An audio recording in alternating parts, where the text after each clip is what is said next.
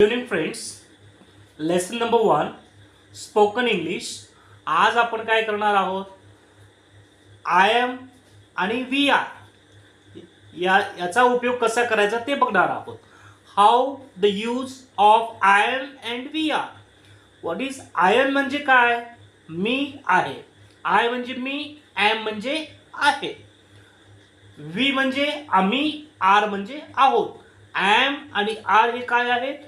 To be ची सहाय्यकारी क्रियापद आहेत. It is the form of to be's helping verb. Am means I am म्हणजे काय? आहे. आणि आर म्हणजे आहोत.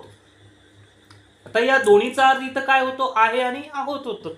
आता म्हणजे सांगायचं झालं तर आय एमचा स्पोकनच्या याच्यामध्ये आय एम आणि आरचा वापर काय होतो? आता एक मराठी वाक्य बघा. एक मराठी वाक्य काय आहे? मी विद्यार्थी आहे. त्याचं इंग्लिशमध्ये काय होईल? I am a student. तेच वाक्य आम्ही विद्यार्थी आहोत तर काय होईल? We R students.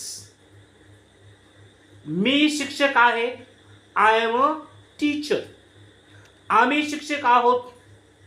We are teachers. मी शेतकरी आहे. I am a farmer. आम्ही शेतकरी आहोत. We are farmers. असेच आपण एक्झाम्पल्स घेऊन कोणतेही वाक्य आय एम आणि वी मध्ये टर्न करू शकता.